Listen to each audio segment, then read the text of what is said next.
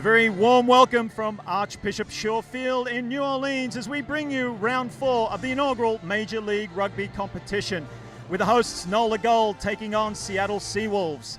I'm Mark Stabina, and joining me is former USA Eagles women's head coach Pete Steinberg. Now Pete, both teams are coming into this game with a loss under their belt. What can we expect to see today? Well, I think that loss, Mark, is going to be the big thing for both teams. We had Seattle not quite coming back. They fell just a little short against Glendale. And then last week, Austin pulled it away over NOLA Gold. In these hot conditions with this very wide pitch, I think it's going to be an exciting game, but it's going to be a tiring one. Well, it should be exciting indeed, Peter, with a NOLA Gold having their first home game today. So expect to see plenty of action. And here we see Hubert Bidens, one of the pillars of this NOLA scrum at number 1. He's played in 2 World Cups for Canada, earning 47 caps. Expect him to provide some stability in the scrum, and he's also handy around the park with ball in hand as well. And Holden Youngert, the general of this NOLA outfit at scrum half, out of St. Mary's College. He's won 3 national titles with them. Spent some time in Australia in 2017 honing his skills, and he's also played a handful of games in the ARC last year, looking to push himself into the Eagles this year. As we look at the NOLA lineup, we have a big change in Tessamoni Tongawea at number 6, normally playing centres. But the big news is Ratu Rinikama coming in for JP Eloff, who is in hospital with a mystery illness. And also Tim Moppin broke his ankle, so Zach Striffler moves into outside centre to replace him.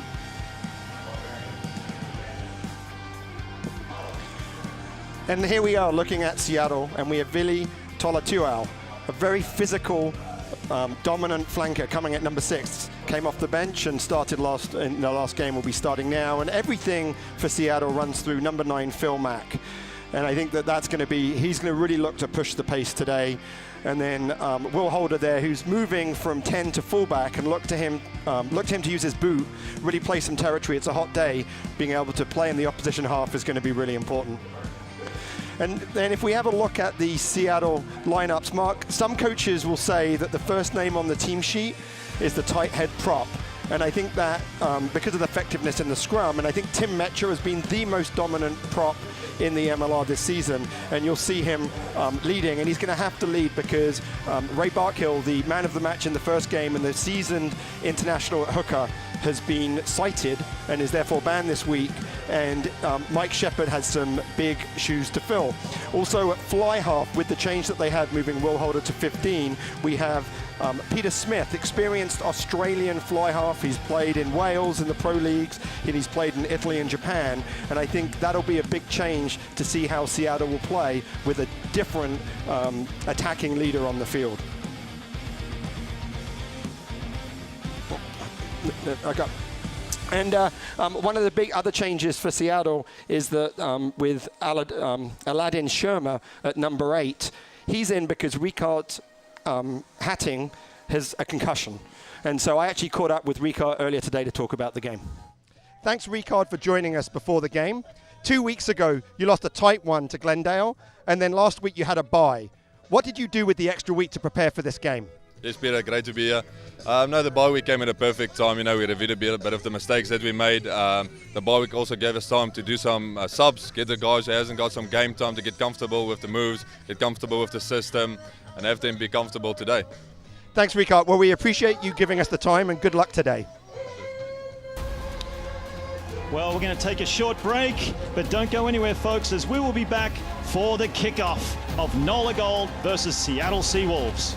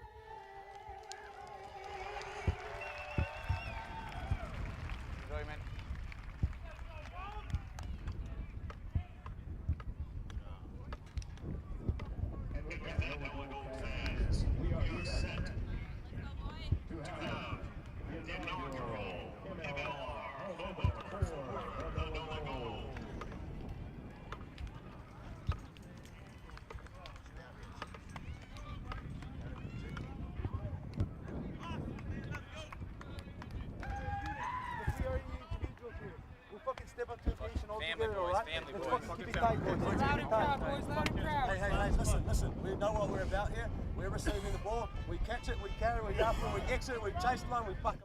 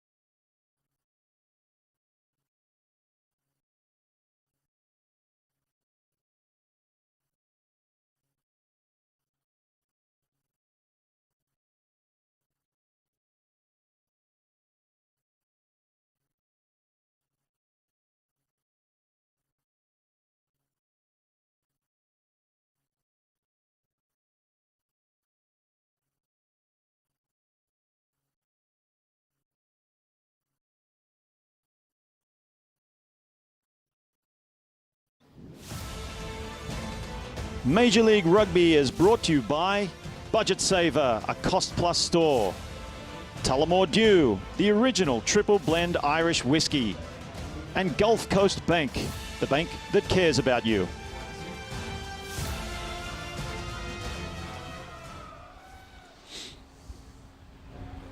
Okay, welcome back, viewers, to Archbishop Shaw Field here in New Orleans. We are moments away from kickoff between NOLA Gold, the hosts, and Seattle Seawolves. You can see the man in the middle, Paul-Henri Courbier, will be in charge today. Great take straight away from the Seattle team. Should be a huge clash. Both teams coming off a loss from last week. Play on. Raking kick from Seattle. The left of your screen, gold, obviously in the gold jerseys. As they bring it back in counter-attack, Youngett. Out to the big man, Bidens. Strong beard game from him. Coming through the hands now of the back line. Nice little dummy. Fend as well, still going. Well brought down, that was Houston.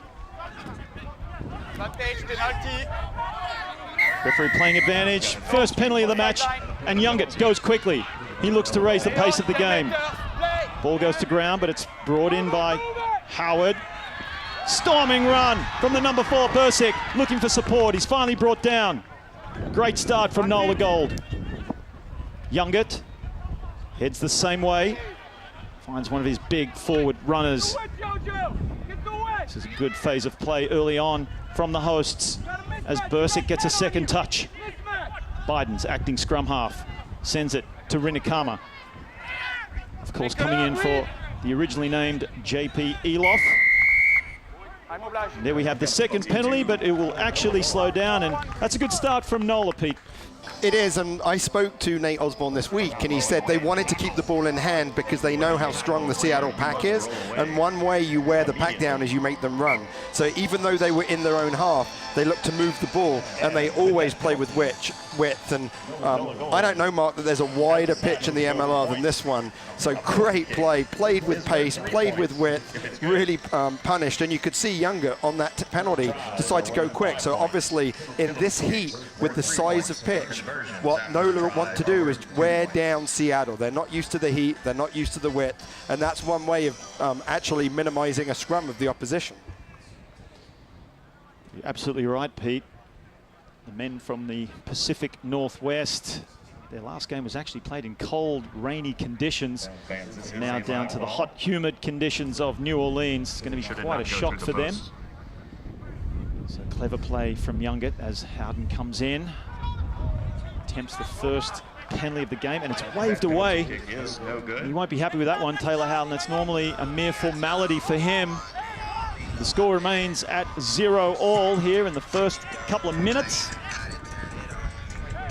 Yeah, he'll be disappointed with that kick. You wanted to get something from all of that play and all of that dominance, and hopefully he'll get his kicking boots on as the second kick. But it's the man with the ball right now, Peter Smith, got the ball first time, looked to kick it away. We'll see how he affects Seattle's attack as the game goes on. Smith sends it long to Rinikama, who finds Youngett. Now heading the same way. Little dummy again from Houston. And back to the open. That's a crunching tackle. Dislodges the ball, and Seattle pounce. They've turned it over. So now Seattle with an opportunity. Ball goes over the head of Shepherd. Kicked straight into Youngett's hands, and that looks like it was charged down. Deflection, so Seattle find themselves with ball in hand again. Almost up to the halfway. That was Shermer, the vice captain. Now, that looked like a very dubious pass. Referee must have heard me. That was definitely forward to Holder there. So both teams looking to use the foot to gain some advantage, but that was pretty sloppy kicking, both by Younger and by Smith. And here's the scrum. So this is what we know has been Seattle's real strength. It's been the way they got back into the game last week against Glendale, but we also saw NOLA Gold against the Austin Elite have the edge. So I think it's going to be a really, really good battle.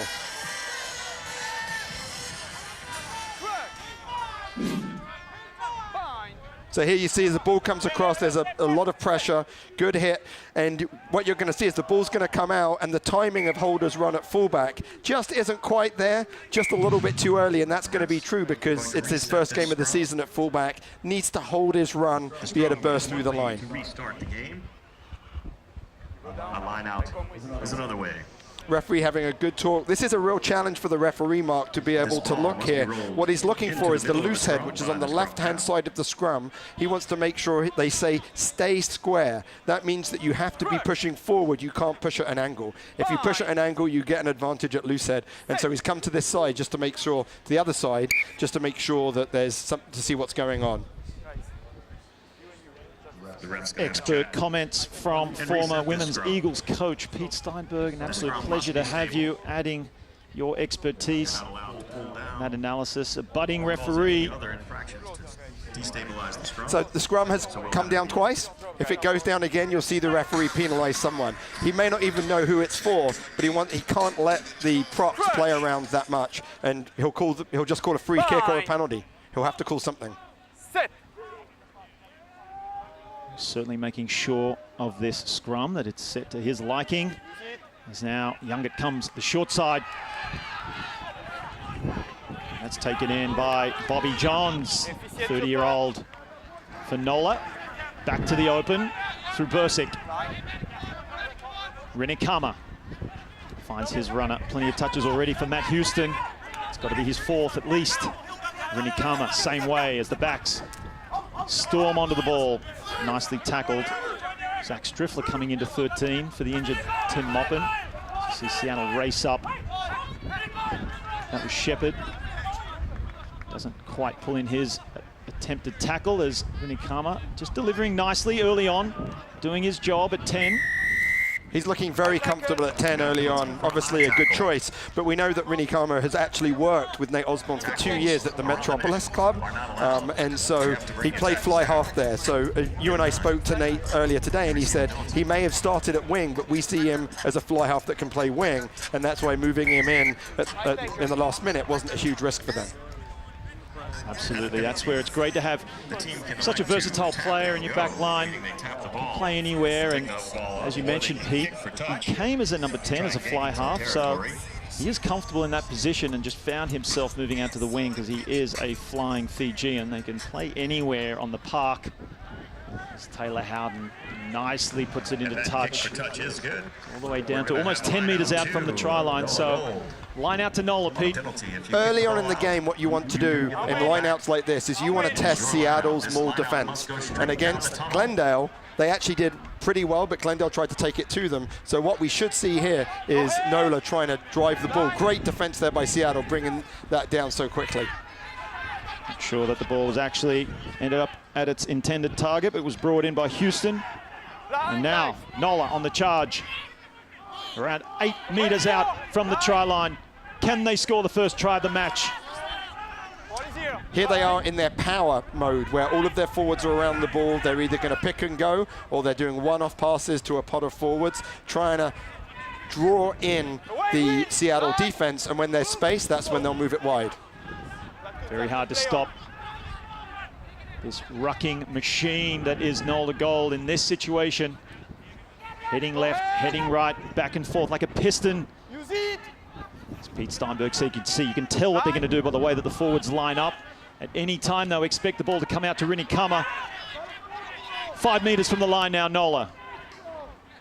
Just slowing it down. Yeah, it's just a little bit too slow right now. Really, Seattle doing a pretty good job. Just need to play just a little faster. Picking and driving still, inch by inch. They advance toward the try line. A meter out now for NOLA. That's a run! Referee playing advantage now for a penalty. Comes out to Rinikama through the hands of Howden, and the ball is put down. But it will come back for a penalty, Pete. I think that was Vili Tolatau. So the keys to the game, and we're already seeing it with New Orleans, they want to be physical in attack, going through the middle. You can see with their forwards running off their first and second receiver. They want to defend the hinge, and that's the space in between the forwards and the fly half. Austin Elite really hurt them last time, and they need to make some better kicking decisions. You can see they've made some choices to run the ball and not kick it. If Seattle have players back to receive the kick, they won't kick it. They'll look to move it wide, and we saw that on their very first play of the game. Interesting choice here. Penalty to NOLA, and they've chosen a scrum. I'm not sure anyone has done that against Seattle here. They had a choice. They could have kicked for points. They could have kicked to touch. They could have tapped it, but they've chosen the scrum. They think they have the edge there.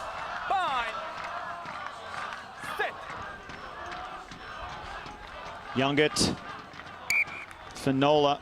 And as this scrum just repacks, it's interesting you say one of the keys to the game is defending the hinge. I seem to remember a couple of years ago, Coach Nate Osborne, coach of NOLA, actually did an entire speech at the USA Rugby Coaches Summit about attacking the hinge. So he should know how to defend the hinge if he knows how to attack the hinge. Well, the NOLA defense is what we call an outside-in defense, which means that the players on the outside launch really hard, so you cut off the wide attack. But the players on the inside still need to come forward and defend that space, and they didn't do that against Austin last week.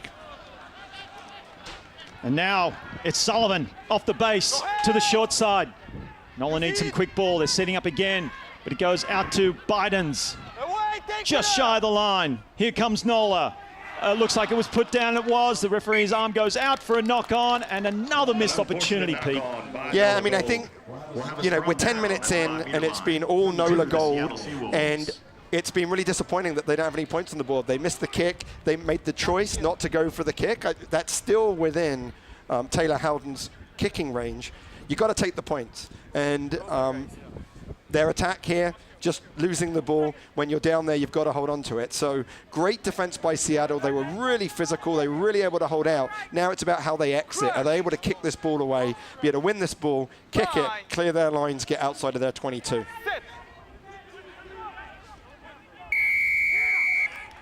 We've got a penalty to NOLA Gold for pulling down the scrum. Wow, penalty against Seattle. So it's back in the hands of NOLA, and they tap quickly through Youngert.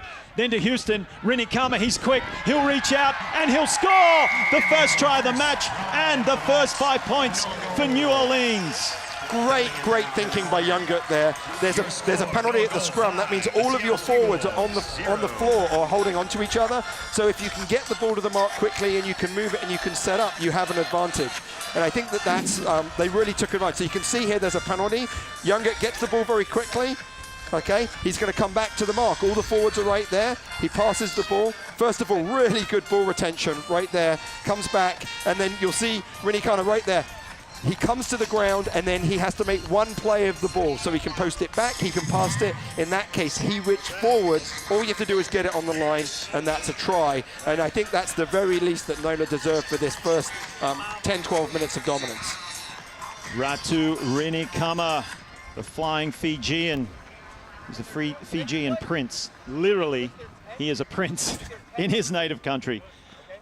Well, he's stepped into a new position this season and has played really well, really well. I'm impressed with how he's just underplaying his game so far, just delivering ball and then just stepping up when the time is right, using those feet of his. And Howden misses his second attempt. Your score remains 5. So we have to remember that JP Eloff is actually one of the kickers and has been the primary place kicker. So this is a role that Howden has not normally taken. That could be a big difference in this game. Now Seattle need to play the ball, pin NOLA back, keep them in their end, and they need to keep the ball in hand. Every time they've got it so far, they've kicked it. And speaking to Phil Mack this week, they said they kicked too much against Glendale, put too much pressure on their defense. They need to hold on to the ball and be able to do something with it. So the Seawolves get us underway after the first try of the match, being scored by NOLA through number 10, Ratu Rinikama. Now NOLA bring it out from their red zone. Little exit strategy. They continue to run. That's Basker. Little goose step before taking it in contact as Youngit now finds Bidens. Good clear out coming in support of Bidens. Howden now finds some space. Lovely kick from him, so that's a good exit from NOLA. That was absolutely textbook. Coach Nate Osborne said this is what they want to do. When they receive the kickoff, they're going to hold on to the ball, they're going to play a few phases, and they're going to draw the players up. And so what happened is they went 3 or 4 phases. Seattle had 3 players back, and then Shermer, the number 8, who was back, started inching up. Howden recognized it, kicked right behind him. Great exit. Mike Shepard for Seattle, poised, sends it into the line out, just eludes the hands. And now NOLA on the charge, reacting quickly from the turnover. That's good play from NOLA. Youngit finds Bidens yet again, good offload. Working, takes it in, Rinikama out to Howden. And now on the charge is the flying winger, Tiko Isuva. So that all came from the line out. You've got your own line out. Mike Shepard, who's stepping in for the big gun.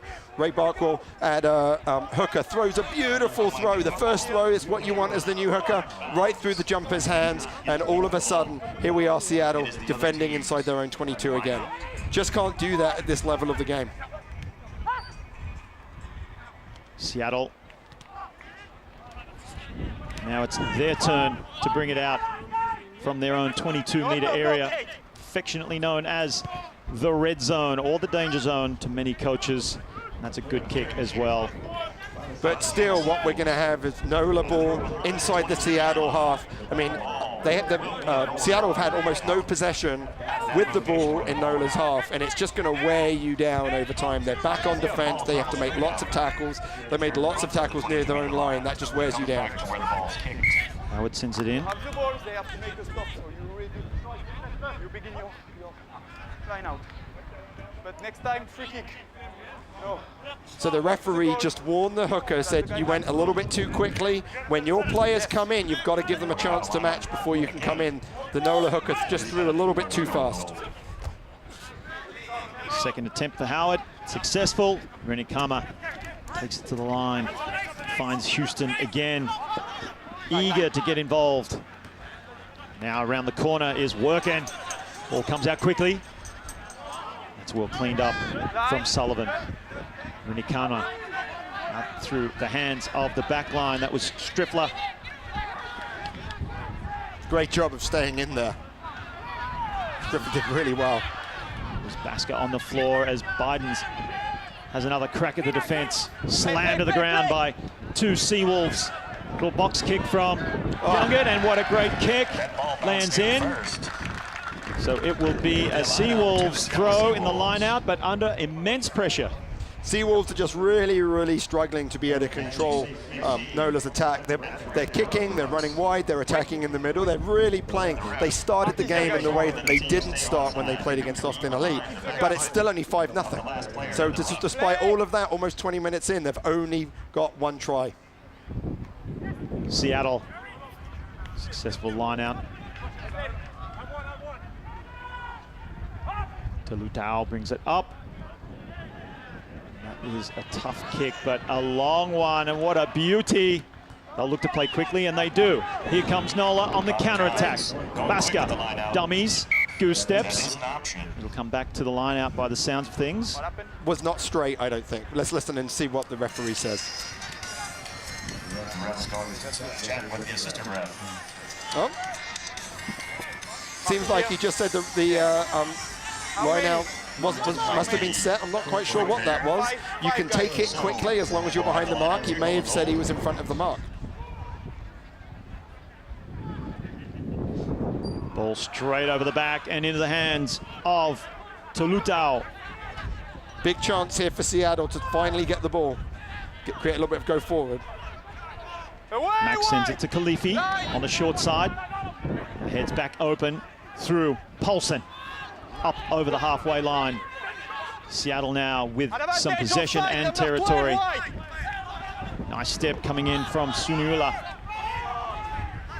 Spaces out wide if they can get it out there. Same way, and that's almost through with Smith. Mack slammed, does well to hold on. As the counter ruck comes in, and it is No advantage game. We're going to come back. successful, but referee bring it back to the mark. No advantage for Seattle. Number 12.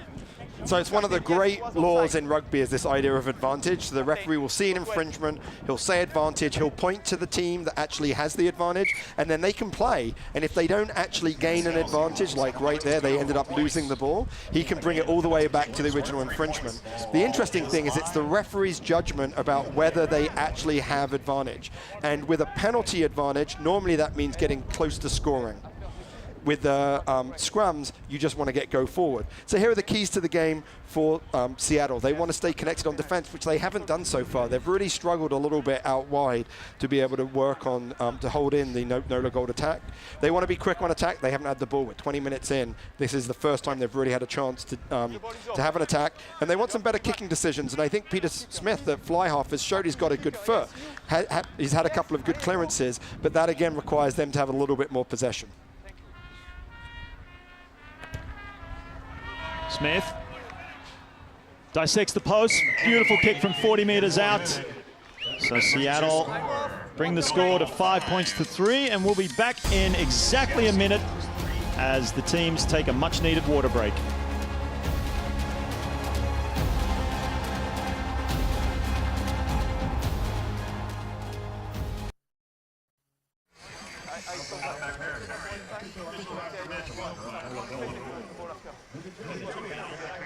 No rules, just right. NOLA Media Group. NOLA.com, the Times-Picayune, Louisiana's largest news organization in New Orleans, source for news, sports, and entertainment.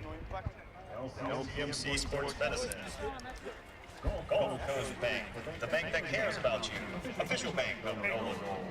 Hey, stick to the plan. Obviously, it's working. Keep the throttle down. It's working. Stick to it. Trust it. Official mining company of NOLA. Let's go, boys. Hey, up in tempo now. Budget saver. Budget saver. Sponsoring 400 goodie bags for Yeah, they're basically just triple blend Irish whiskey off on our fucking partners, like we're saying. So I'll tighten it up a little bit because it's just fucking the ball's too light.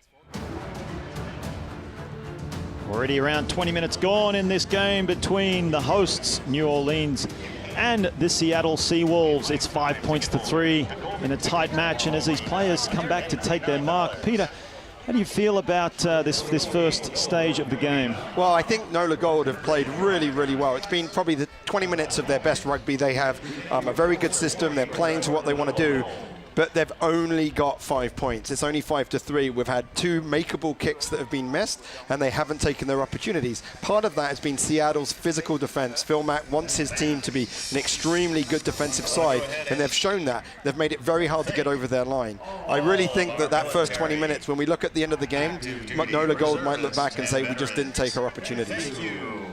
As you mentioned before, they're really mixing up their play nicely, aren't they, Nolan? Just keeping the defense guessing. Tactical kicks coming in from Youngert, finding the space, applying the pressure. They've played at the right end of the field for most of the 20 minutes. NOLA Gold have had almost 70% of the possession, and they've been in the Seattle half 80% of the time. I mean, that's pretty big dominance. You expect more than 5 points from that. Time on. Referee Paul-Henri Coubier calls time on, and Taylor Howden restarts after the water break with the Seawolves. An opportunity now. Schirmer. Quick ball now for Seattle. Just took his eye off it. The prize was Shalom Suniula. Very uncharacteristic from the captain. Well, it was interesting there because Phil Mack skipped out Peter Smith at first receiver and threw it to Shalom. That made the pass a little low, makes it a little bit difficult, although I think Suniula would probably expect to catch that. Yes, he would. He's a class act. I think Bidens has been doing his job so far in the scrum, matching up against Metro. We knew that was going to be a really big contest. Bye. You can see Bobby Johns coming across from the weak side wing. Look for him to insert.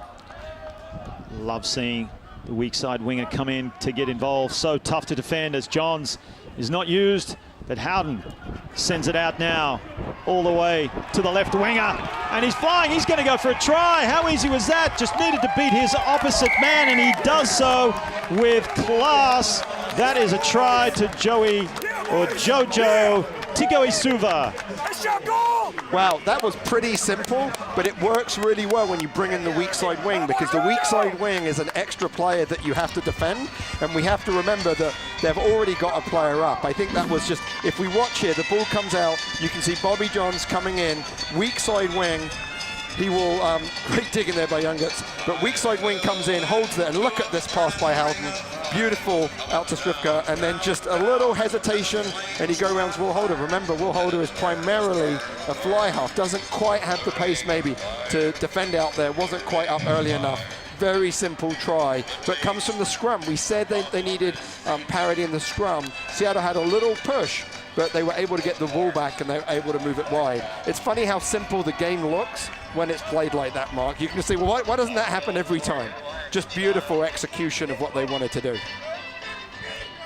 And also a great example about why Coach Nate Osborne wanted to move Taylor Howden out to 12 so he could have passes like that to be able to get Striffeler out there wide. He was able to get outside, and a beautiful finish. Couldn't agree with you more on that execution, Pete. As the kick is waved away yet again, but just that execution, so crucial for the pass to be out in front. You mentioned Taylor Howden's pass was perfect to Striffler, but then Striffler's pass equally perfect to his winger. Didn't need to break a stride, and that's so hard to defend. He was already flying onto that ball, and when you don't need to slow down at all, you can just keep running at that pace. Makes for a very hard cover tackle. Spoken like a guy who's played on the outside who wants passes like that, Mark. That's what I want. That's what we need as Seattle now get us underway yet again. They're behind on the scoreboard, 10 points to 3. The hosts lead. Sullivan brings it forward. 2 tries for him in last week's match against the Austin Elite. A fantastic game, and actually named in the MLR Team of the Week. Rinikama puts his boot to ball. Great kick with his left foot. Oh, probably for the first time today as well. He's been all passing and running, and it's a penalty to NOLA. So they are on fire at the moment. They're really punishing Seattle. Seattle had 3 players back and deep, and so they were able just to be able to find the space in front of the kick receipt team. So what you'll see here is a great kick. It's taken well, but he's just too isolated. So Striffler comes over, he's on his feet, he's getting the ball. If he's on his feet, he comes through the gate. So from his side, he has to, the ball carrier has to let go, and Smith held on, and the referee penalized him for it. Great tackle from Tigoisuva as well. They combine really well. The tackle needs to be made first before you can make a steal like that. As NOLA yet again march their way into Seattle Seawolves territory. Still going. NOLA, fantastic drive from the line out. Well, we said that they would test them early, and I think that Seattle currently aren't matching up to that test. Still going. NOLA, the hosts, their first home game of this season. Crowd are loving it. And as easy as you like, Biden's dots it down.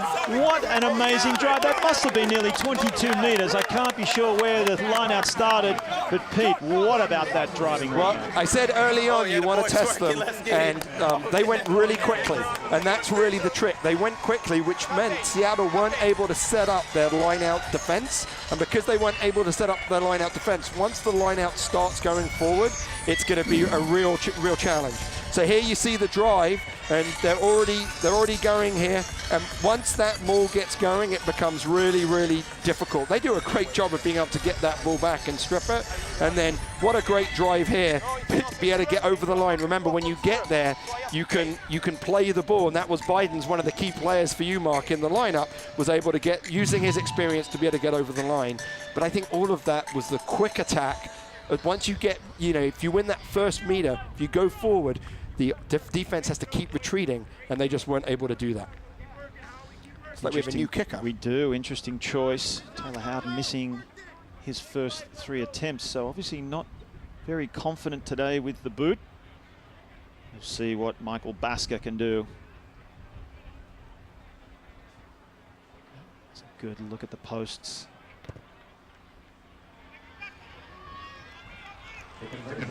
It's disappointing because they've left a lot of, that's now over 10 points that they've left on the game. So it's 15-3. Seattle haven't had any possession. They've really struggled to hold on to the ball, but they're still in it. And if they'd have those points, it would be much harder. The big thing for me, the big news is the NOLA pack really taking it to the Seattle pack. It's going to be interesting to see if they can keep that going. Seattle just still asleep in this first half as Bursic brings it from the restart. Now Sullivan. Younger digs in, finds his fly half. Rini Kama having a great game already after stepping in for JP Eloff.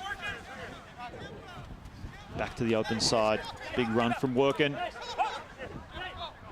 They've got some space wide if they want to move it now. Comes out and it stops with Houston. Rinikama comes around the corner. Drops it on the right boot. It goes high. Plenty of time for Holder to take the ball, but he's monstered in a 2-man tackle. Does extremely well to stay in field as Seattle keep the ball just over the halfway line, picking and driving. Coming in field. Good hands from forwards. That was Shermer to Khalifi. And now Suniola straight through. Needs support. If he gets tackled, he might be isolated. Still looking and offloads to the winger, and he's taken into touch. So great break, but maybe not the best decision in the end, Pete. No, so that's the second really good break that Suniola has created, but they just don't have the runners that are able to come off them. And I think that in that situation, what you really want to do is hold on to the ball. Let's hold on to the ball, let's reset, let's slow it down, and let's start applying some pressure. But it is good to see Seattle now in NOLA's 22 with the opportunity to be able to provide some pressure. Guys, thank you. Interesting here, they've gone for a short line out, which is what you do when you really want to secure possession. And what I think, it looks like Seattle only have 2 back, so I think we might see an early kick here from NOLA. No yellow, no. Howden just holds his head down. So that's disgust after so that's not a bad outcome for Seattle. Seattle, if they can win this ball, they have it inside NOLA's half. What they want to do now is they just want to start applying some pressure. Hold on to the ball, take the ball through a few phases, see what they can do. Oh, they're not going to do anything like that. Losing yet another line out. Second throw by Mike Shepard went right through the hands of the jumper. Great vision to be able to see. No one back. Oh! Misai Nalu still going. Great work from the Fijian up over the 40-meter line. So Seattle Advantage, offside. now with ball in hand, getting a little bit more possession in this second period of the first half. Beautiful hands through the backs under pressure. And now the last pass coming in. That's Turner. Does well to stay away from danger. Up to the 22. Seattle Seawolves. That's Khalifi.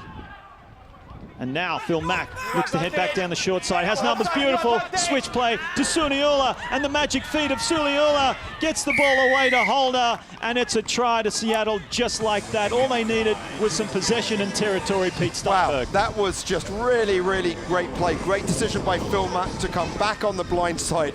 Beautiful little inside pass to Suniula. Two experienced players who have played a lot of international rugby being able to come through. So you'll see here that Phil Mack, and he looks to come back to the blind side. He's a great runner with the ball, and just that little switch, just able to hold on, a little bobble, another step, and look at this, Will Holder just holding on. There were 3 bobbles, I think, in that play, but really well deserved there, I think, from Seattle to be able to come, and that all comes from the recovery kick by Misa Analu, who was able to come back and get into their half, and that got them playing. So, as we've said, it's now 10 minutes to go in the half. Despite the dominance of NOLA, if this kick is made, it's only a 5-point game.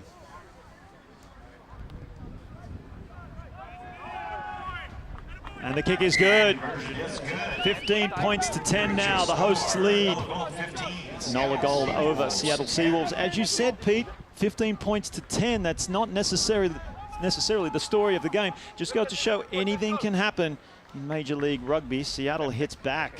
And I think one of the important things were the number of times that Oli Khalifi got the ball and generated that go forward. He's a local boy from Seattle, learned to play rugby playing for the West Seattle Stormers. He was a high school All-American, and now he's a US Eagle. And you can see him providing that great go forward in the middle of the field that Seattle needed. So Howden to restart. Mack comes in. Finds one of his bustling forwards. Good support as well coming in from Mecha.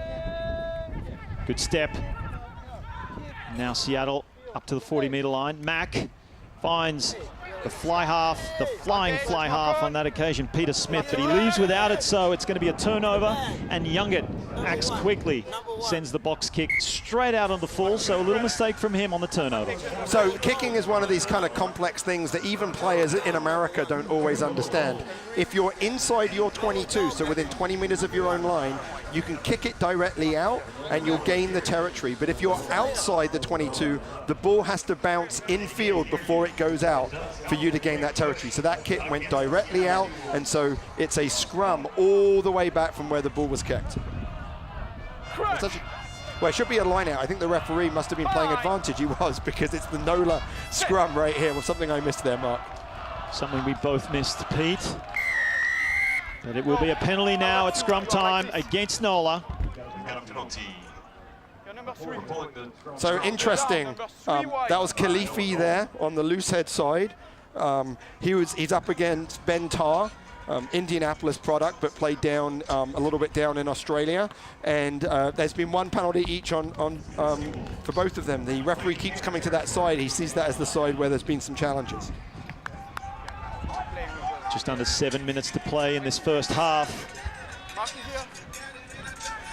While it was all NOLA in the first half an hour or so, the scoreboard doesn't necessarily tell the story. Oh, it's a beautiful what a beautiful reverse pass. Showing his skill and experience, still getting his backline underway.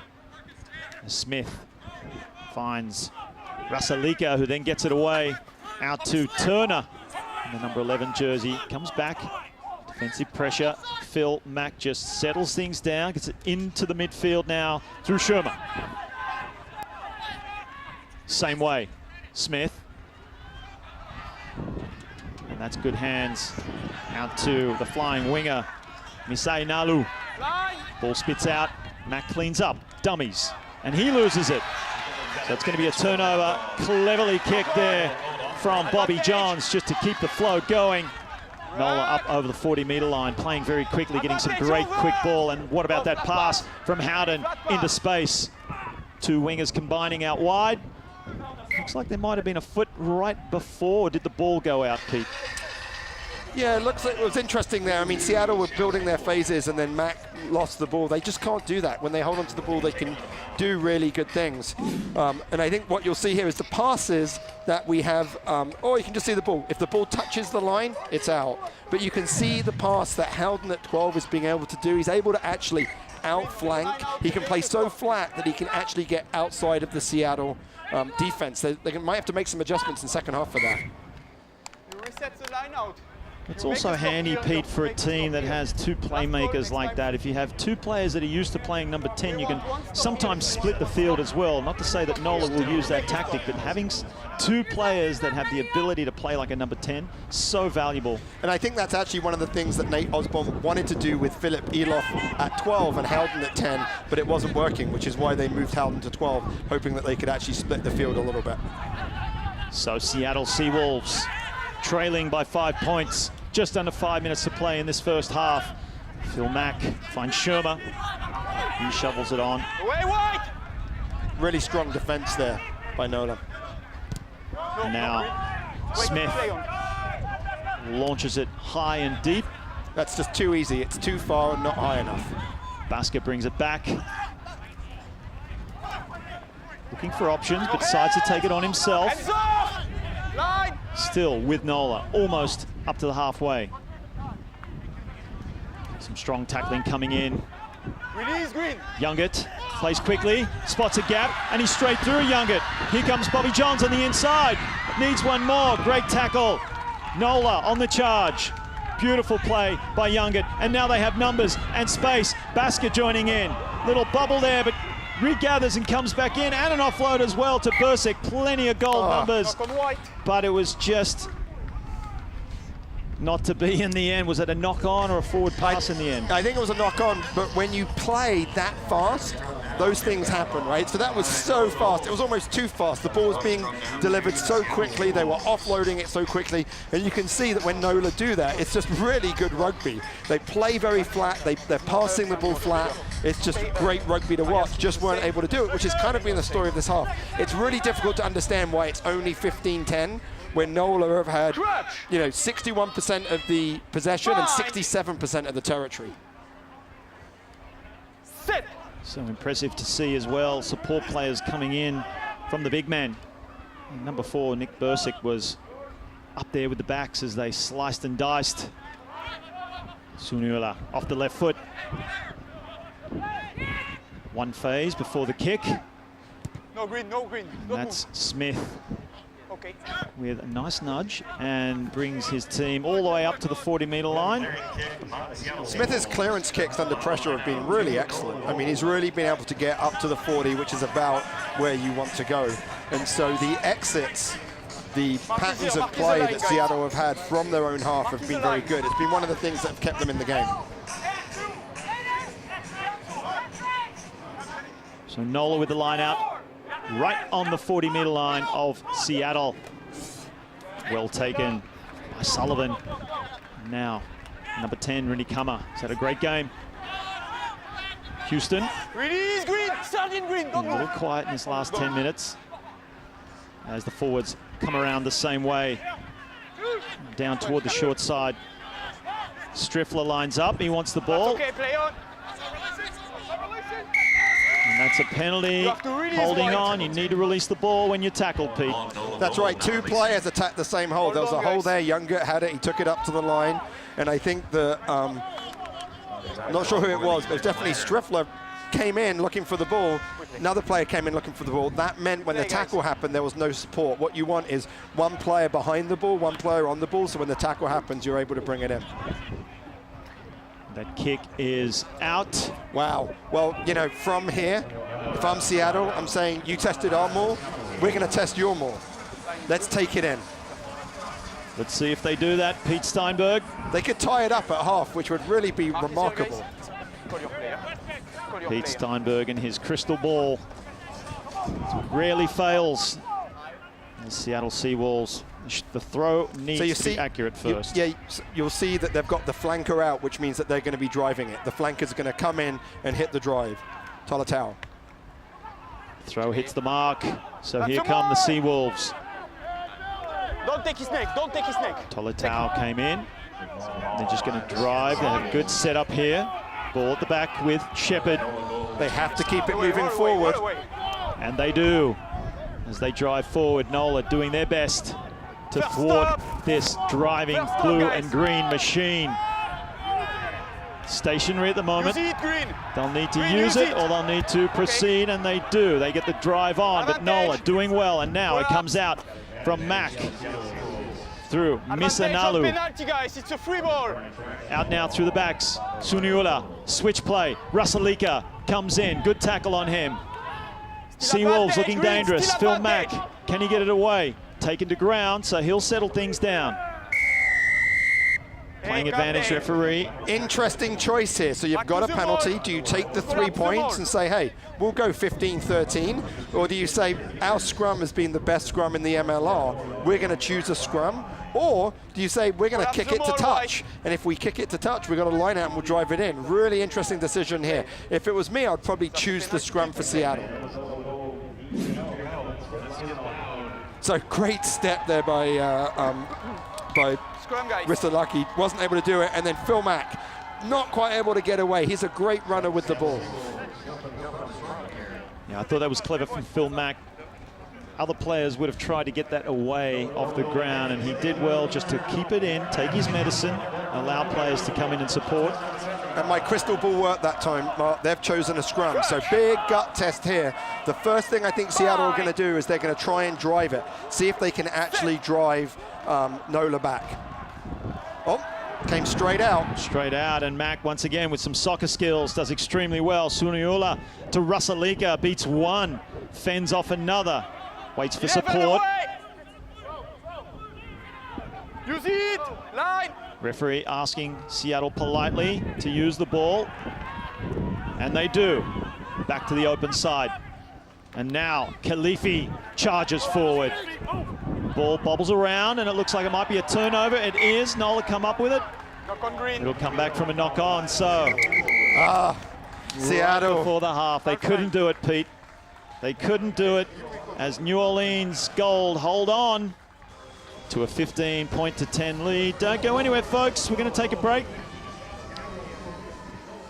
Right after we have an interview. Well, I think right there what you saw is that really solid scrum, but Aladdin Sherma, who's actually a 7, is playing 8 and wasn't able to hold the ball in. The strike was too great, so to be able to drive the ball over in a scrum, you've got to be, your number 8 at the back has to hold it in. It came out just too quickly, and I think that they're going to be, it's funny, 15-10, if you look at it, Seattle had 67 tackles to only 36 by NOLA, which is, you know, very unusual, but it's only 15-10. And I think that's going to be, there's some lost opportunities there for NOLA. I think they'll still like their chances, Mark, but I think they had opportunities there that they just didn't take. When they played well, it was an easy game.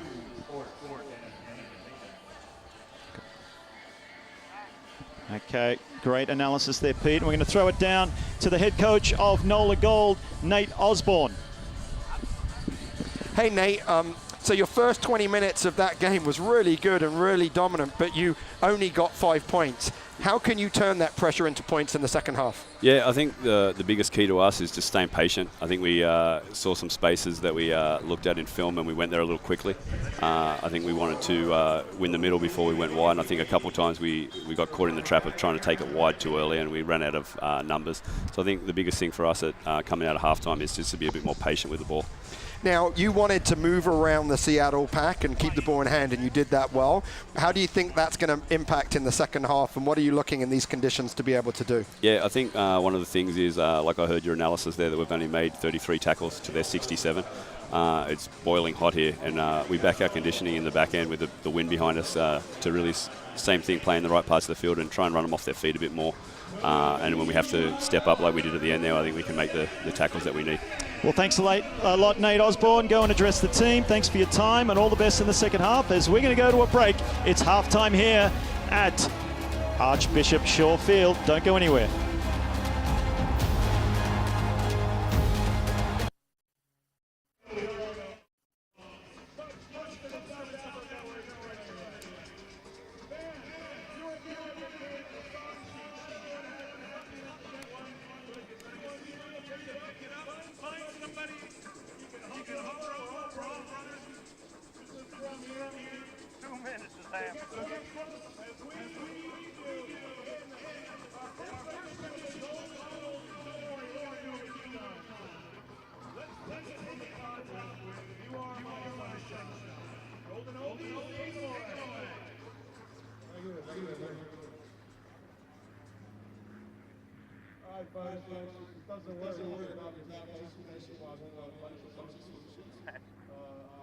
We have an Australian trumpet, David Reynolds. Give him a block, mate.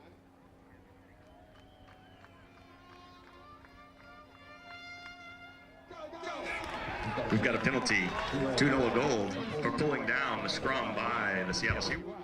Running.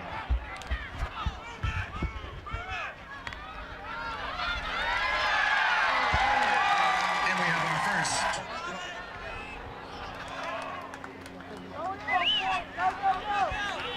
Bobby Johns going quick with the line out.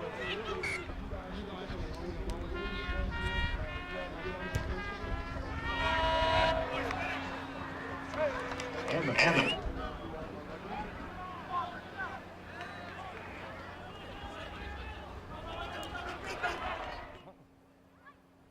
One, two, three, four, five. You are my rugby, my only rugby. Make me happy when skies are gray. You'll never know now how much I love you. Please don't take my rugby away. All right, your turn now. Go on. You are my rugby, my only rugby. When skies are gray.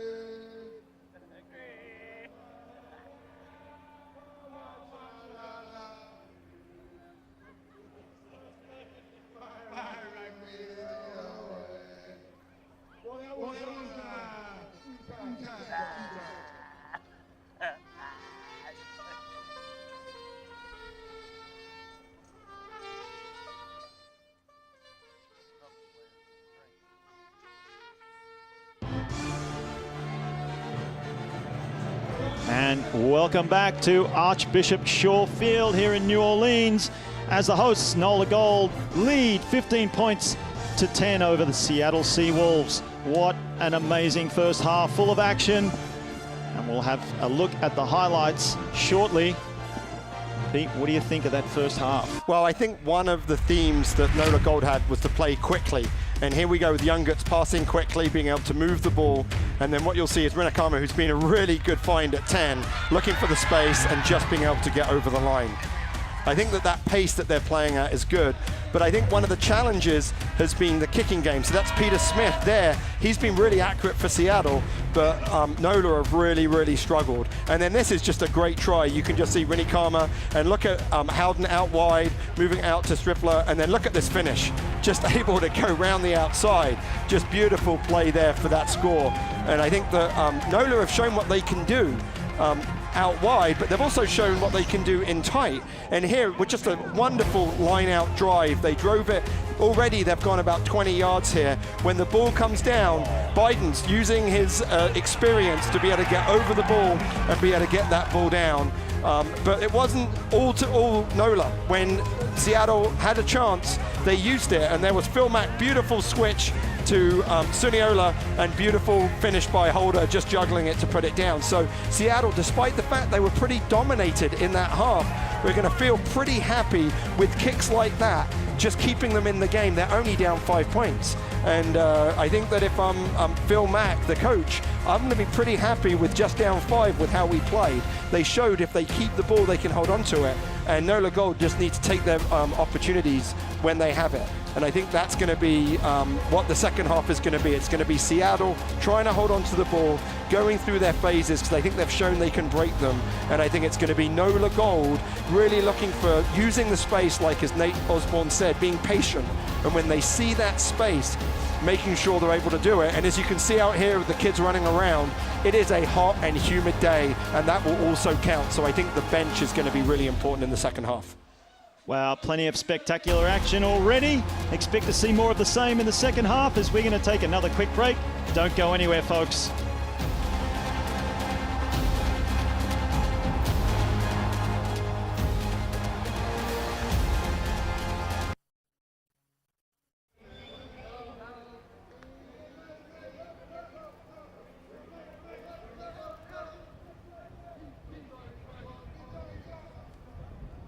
We gotta win and ramble. Hey, thank you very much. All right, NOLA Gold fans, let's hear it for Reggie as well.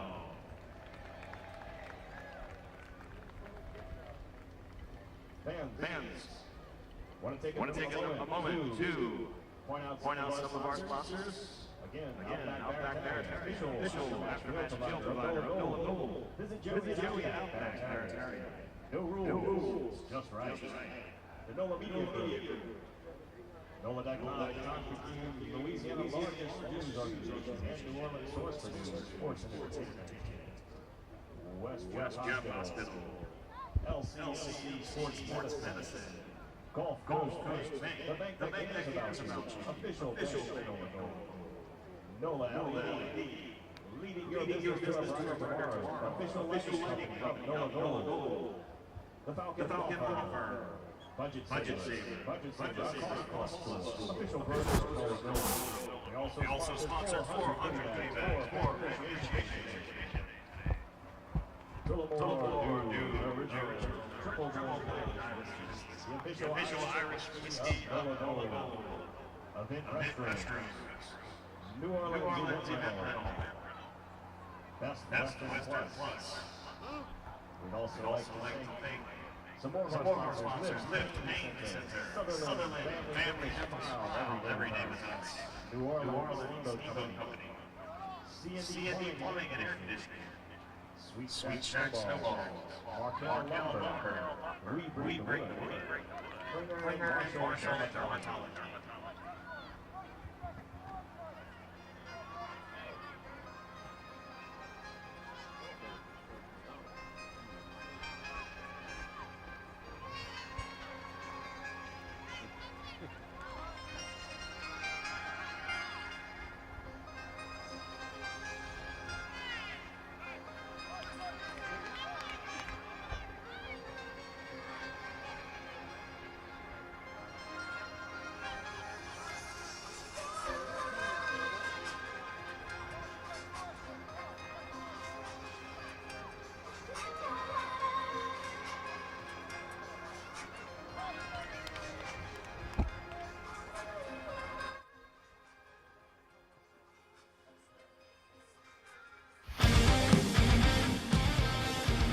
Welcome back to Archbishop Shaw Field here in New Orleans. It's halftime for round 4 of this match between NOLA Gold and the Seattle Seawolves. NOLA with a narrow lead. And we have promo for next week. Don't go anywhere. Next weekend we have in Major League Rugby round 5, Houston at New Orleans at 3 p.m. And on Sunday of that weekend, Utah will take on Seattle at 7:30.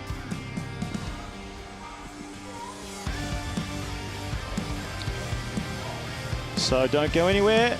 Second half action is just around the corner. It's NOLA Gold leading Seattle Seawolves.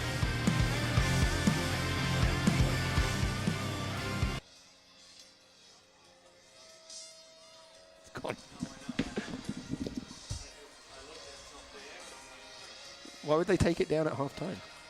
What if it's like, is that we have to do quarters or something?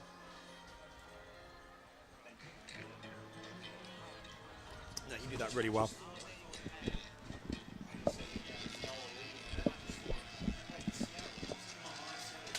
Yeah. Let's hear it, fans, for Louisiana Youth Rugby putting on a show at halftime there. They are your stars of tomorrow.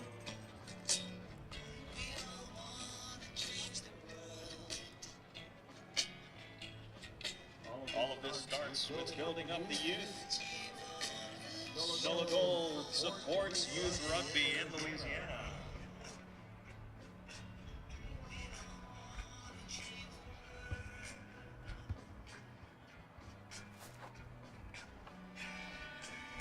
Fans, we're getting ready to set off for the second half. As the Seattle Seawolves take the field.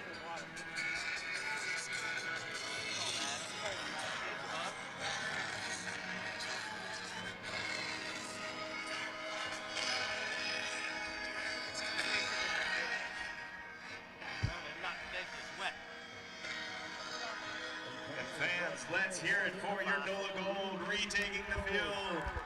Ready to start the second half. Again, your score, NOLA Gold 15, Seattle Seawolves 10.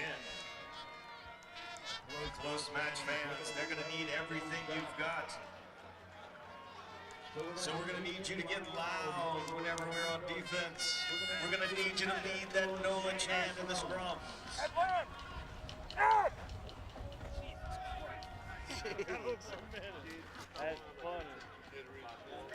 What's that? Wait, the ice is cold water. Yeah, ice is cold. That's all it is. Please.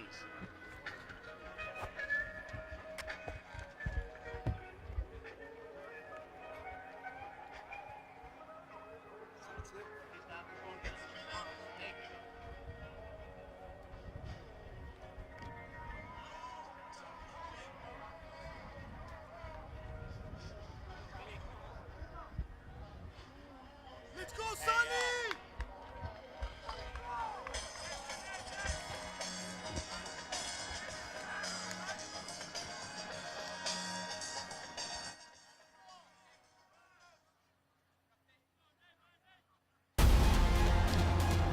And we are back for second half action here in Archbishop Shaw Field in New Orleans.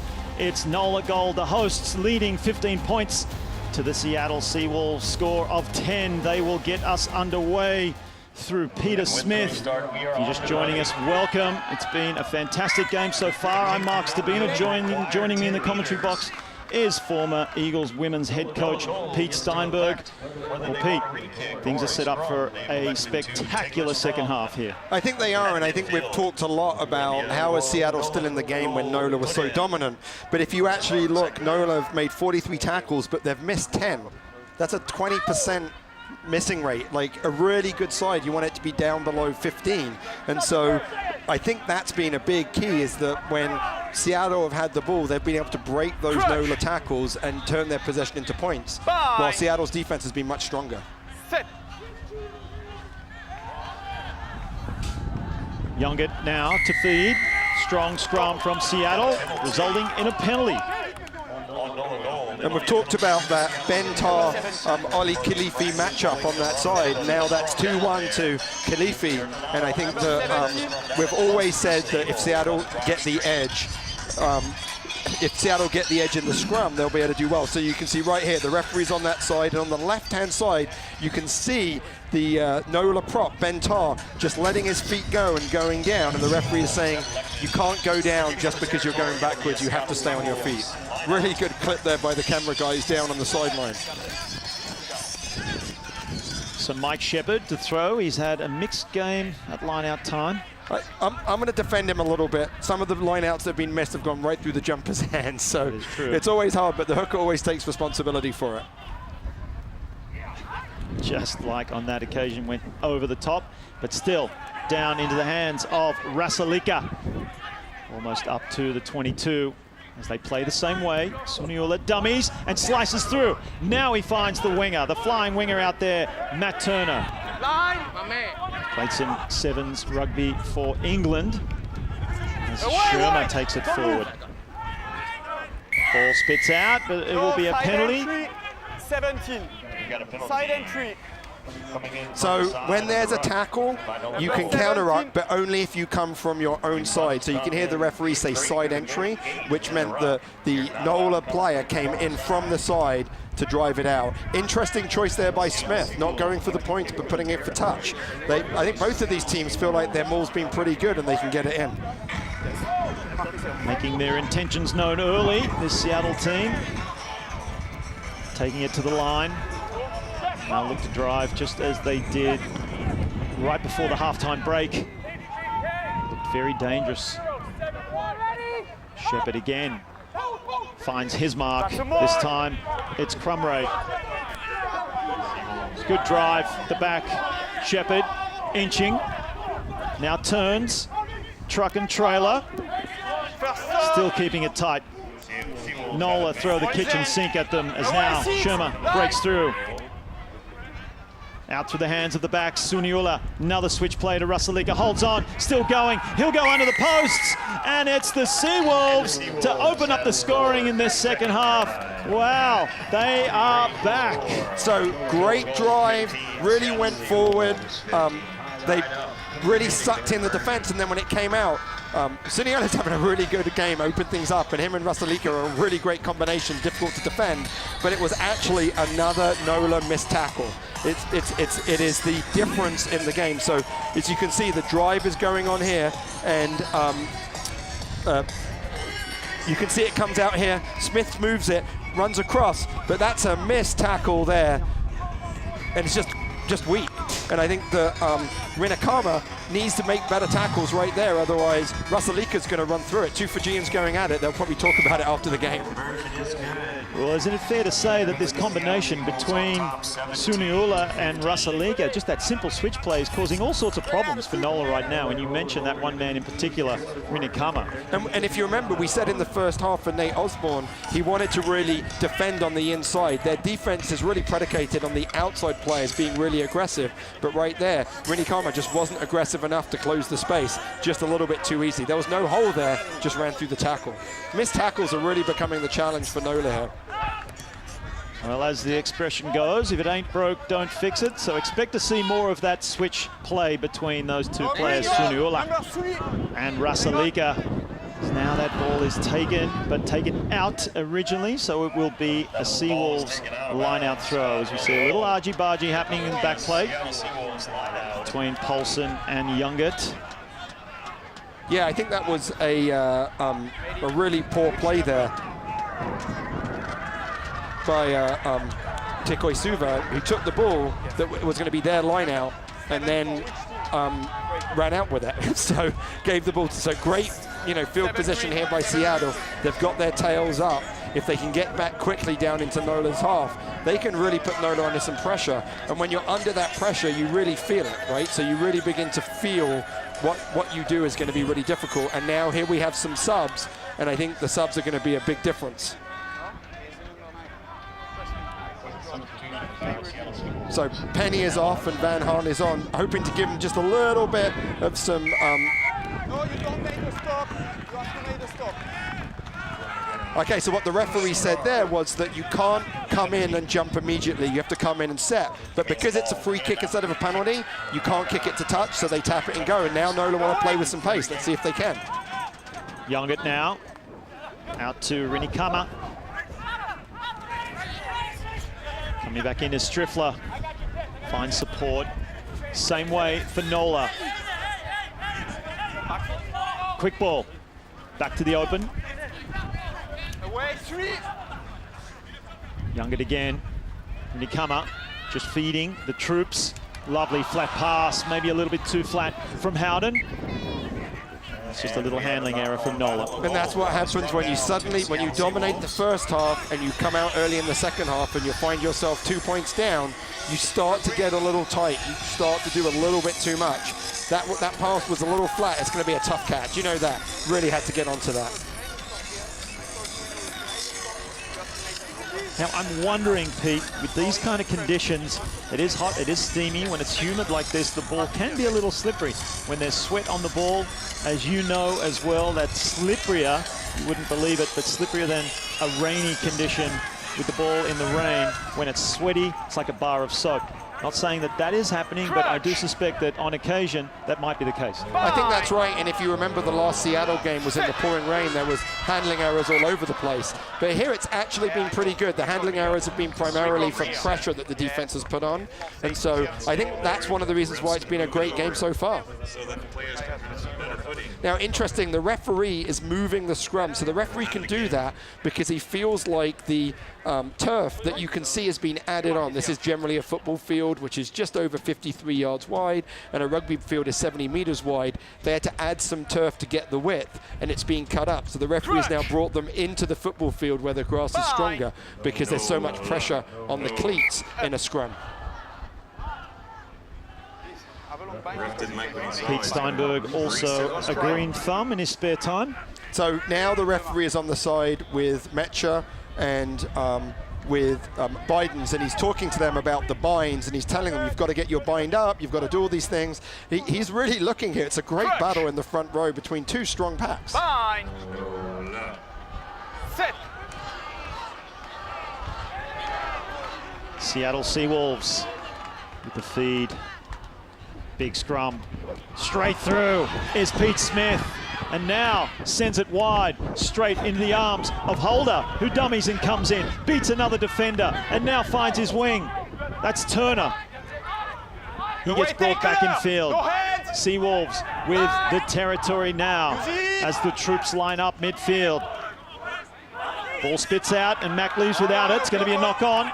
Kicked ahead, and it will come back from that original knock on. So second missed tackle by Rini Kama, real basic stuff. It's hard when it's very different defense, right? When you go from the wing to the 10.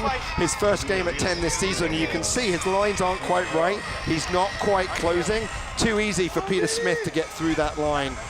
And if I'm Seattle, I'm like, hey, we've got two great centers. We should be running Suniolo and Rasalika right through that tan channel. Let's have Rini Kama make sure that he can tackle. Let's have him show us. Looks like we've got a sub here, and it looked like Bidens is out. So that could be a big loss. We'll see how this works in the scrum here. See if Mecha can get a pretty good handle here. Bind. Set. So here comes Seattle. With Phil Mack feeding. Oh, and immediately there's some pressure, and I think that's Van Klein there that's there now playing loose head for NOLA, and he said no bind, and it was immediately penalized. So you lose Bidens, and all of a sudden Seattle's going to start having that edge. So you can see right here, it's quite hard to see here, but you see and then you see the scrum goes down, and the referee calls it. We go green. We go. I mean, you tell me, Pete, coach at the highest level, with a replacement coming on and straight into a scrum. That's a tough ask. Well, this is a really tough thing. I mean, Bidens is in his 30s. He's played a lot of rugby around the world, but he's not an 80-minute prop anymore, and so he can't do that. So as a, it looks like what the coach did was say to him, hey, I know you're tired. Please give us 10 more minutes. And he gave him 10 more minutes, and then he pulled them out. So that'll be something to watch. But I actually think now, with Bidens off, Seattle are going to gain the edge. They're going to really start to take it in the scrum, which means NOLA Gold need to hold on to the ball and use their opportunities. But here we are again. I'm pretty certain with the Seattle are going to drive this, and they're going to really put a lot of pressure here on NOLA. Oh, that was interesting. Miscommunication there, but they won it, but they didn't get the opportunity to set the more, which is what they wanted to do. That was Paulson that brought it down. So Seattle just settling things, losing possession. It's gone forward. So maybe just a little unsettled after that missed line-out throw. Yeah, I mean, I think they all had it planned out. Hey, we're gonna drive it. We're gonna go forward. And when it didn't work, they weren't quite sure what to do. But honestly, if I'm Seattle, I'm not too unhappy. I'll take this and I'll set up another scrum. But it looks like the Mecha is out, which is a big call. And we have John Hayden, who has actually provided a lot of boost off the bench for Seattle in the first two games of the season. Let's see how he does. This might make the scrums a little bit more equal. Youngert feeds. Under a lot of pressure now, comes to the back. If they can get this out, they've done well. And they do that, but you see that pressure coming through from several green and blue jerseys. Now a tough ask to get it out of the zone as Rini Kama gets deep into the pocket, even in his own try area. The kick is rushed, so it will be the Seawolves to bring it back in counter-attack. Little dummy, ball out to Rasalika, steps back in. He sets up the play, around about 30 meters out from the try line, as Paulson comes in for some work. Smith just getting it to the middle of the field. His pot of forwards, it was knocked forward. NOLA looked to strike. Let's see if they can counterattack quickly on this turnover. Howden finds no one home. Can he find space? He does. and gets the run on as well. Beautiful kick from Taylor Howden. Well, that's exactly what they needed. They needed to be able to get out of their half, play in the opposition half. They used the turnover. I think it was Khalifi that lost the ball in contact. He's had a good game, but he just can't do that. And then Howden uses his experience, looks it up. When there's a turnover in rugby, what you don't have is you don't have the defense set, and in particular, you don't have anyone back to receive the kick because all of your players are up in the attacking line. So often you'll see in a turnover, you'll see a kick happen. Great one by Howden. Lots of pressure here on Seattle on this line out. Just saw that no one was home, and on the turnover it was the replacement, Peter Tiberio, trying to get back into position, but Howden beat him with the ball. And I think we have two players down by NOLA who are really struggling, and I think that the heat's really going to begin to pay. But it's also been a very, very physical game. And I think that you know, when you have a forwards, where this has been very much forwards on forwards in the scrum, it's been forwards on forwards in the line out. You've seen that both NOLA and Seattle are trying to get their forwards through the middle. The forwards are really taking a battering, and the subs are going to be really important. So the referee gave them a chance, and now we're back into the line-out. And would you know it, guess who is a rugby fan? John Goodman, New Orleans resident. Welcome, John. I wonder what position John would play. He would have been a prop. We all know he would have been a prop. That was a rhetorical question. So here we go. The Seawolves coming out, although he's looking very fit and healthy, John. This beautiful New Orleans day. Warm. Plenty of spectators have turned out. A little bit quiet at the moment, though, Pete. Well, there's 25 minutes to go, and this is yet another great MLR game. I mean, I think if I'm, you know, the commissioner of the MLR, I'm going to be happy because these teams are so evenly matched. Every game is a contest, and we have another one here. I think it's going to be all about the ability to execute when you're tired, under pressure. That'll be the key for the rest of the game. Howard with the throw. Youngert back down the short side. Does well to set up the play. Buys some time for the support to come in, and a big collision, 18 on 18. Go hands now! 6 hands off! Line! As NOLA regain possession. Minikama to Howden. Streffler out to Baska, and it's just a little bit too flat, eluding the hands of his wing. And that's what I mean about execution, right? They actually had the space, they did a good job, although that was all off their left hand, right? And so when you pass to your right, it's your left hand that's your power hand, and that means that if you're right-handed, your pass to the right is actually weaker and your pass to the left is stronger, so they got it out there and just weren't able to get there. So you can see left-hand pass right there and just wasn't able to get there, maybe even have been a little bit forward. And if I was Seattle, I think I would choose a scrum there, and it looks like that's what the referee has called. So in that last scrum, Hayden still was able to get the edge at the tight head for Seattle, so was really able to drive back. They're kind of taking away the scrum as the attacking platform for NOLA, which means that NOLA, all they need to do is pick up the ball. So Sullivan at the back, no plays, pick up the ball, win the ball, and when they win, they can get into their pattern. So the Seawolves just feeling that their scrum is gaining more dominance throughout the match. They set up a solid platform for Rusaliga to go straight through. He will look for support, finds it now in the number 11. That's Turner, flicks it back on the inside. What a beautiful try to the replacement, Peter Tiberio. And look out, because the Seawolves are taking charge. So interestingly, Renakama, having missed 2 tackles up in the line, he was back playing fullback, and they had Bobby Jones up in the line in the middle 3, and he was the one that missed the tackle. So this is all about the missed tackles of NOLA. And the hard thing about missed tackles is that it's really difficult to actually coach that. If you're missing the tackle, that's hard. So what you'll see here is the ball's going to come out, great solid scrum. Ball comes through, nothing too complex about this, but you've got right there Bobby Jones staying in at 10, okay? He was at the 10 defensive spot, hasn't played with them, and watch this flick. What a beautiful flick by Turner, and made it nice and easy to be able to run in there. Tiberio, great finish. He's a great sevens player, and he's a great player to have off the bench for them.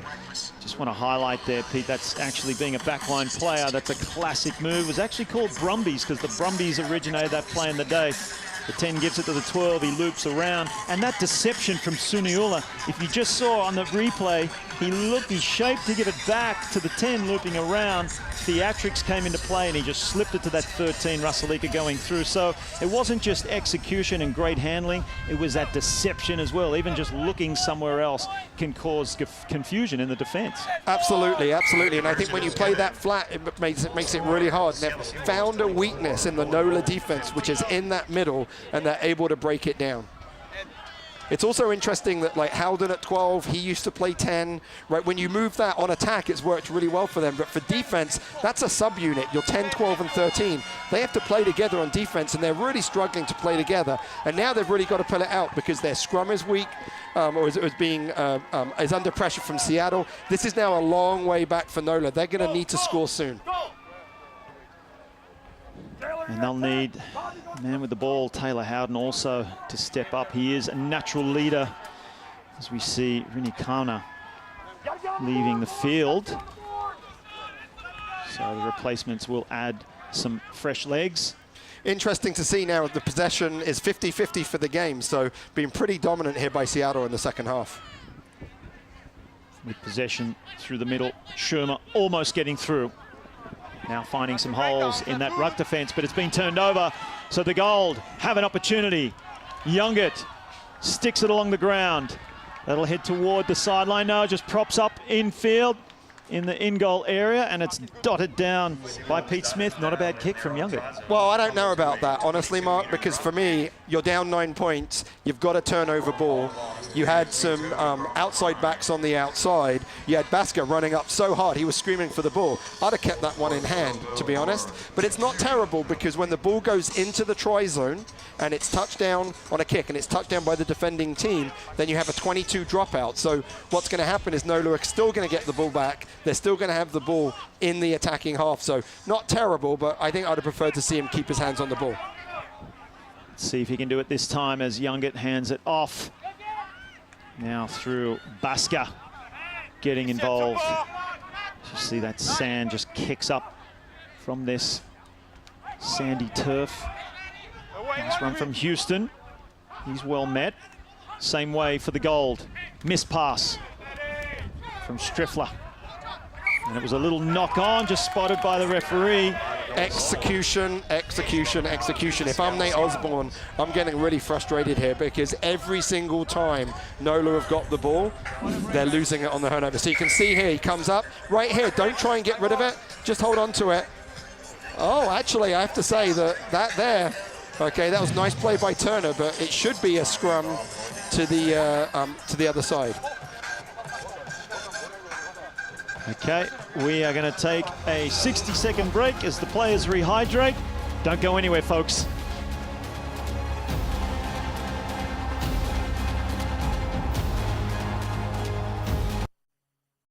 Our military, I want to thank all of our reservists, National Guard,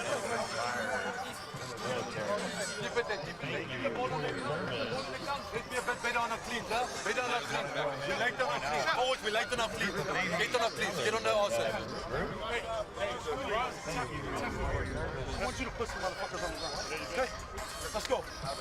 Watch, remember, I want you to get pushed. Watch that back. Hold. Yeah. I don't care.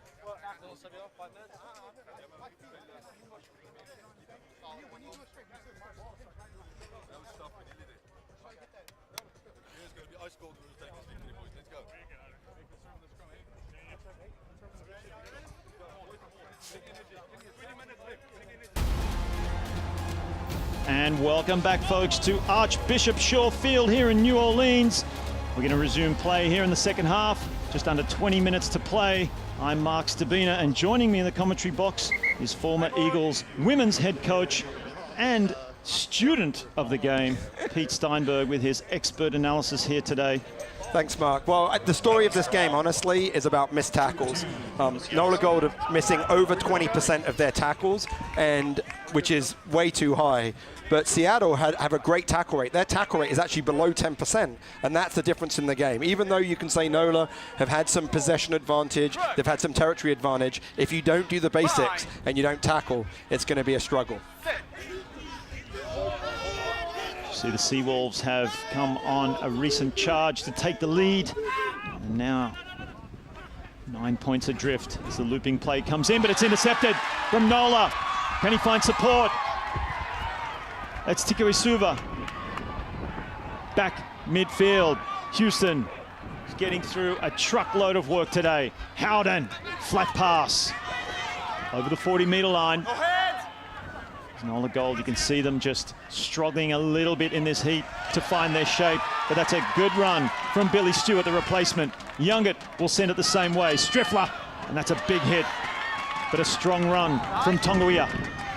There's some space if they want to kick here. They've only got one player back.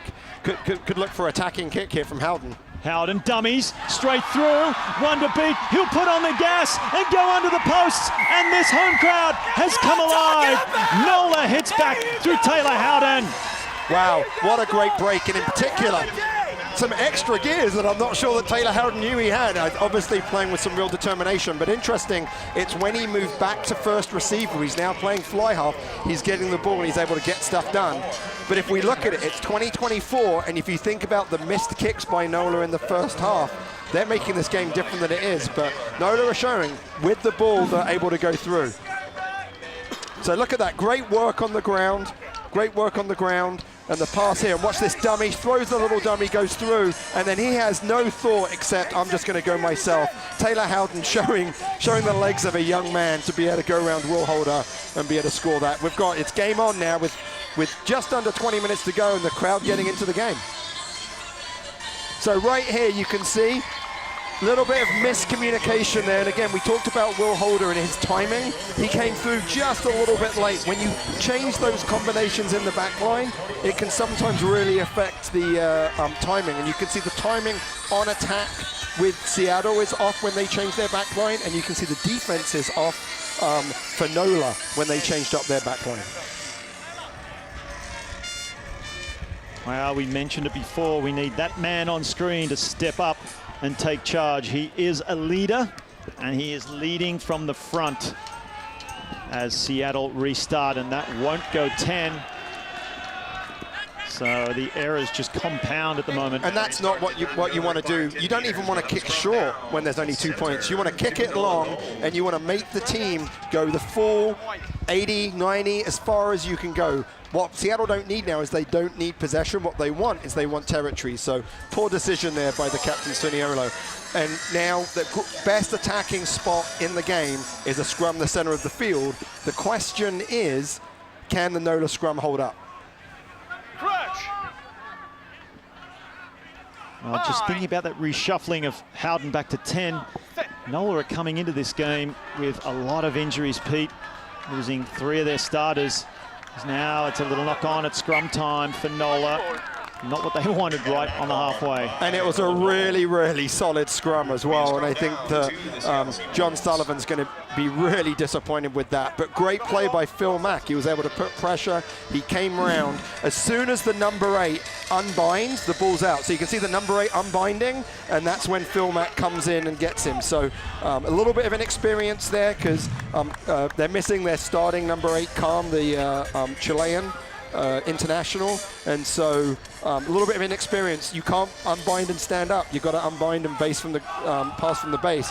Big momentum turner here. Great opportunity here for Seattle.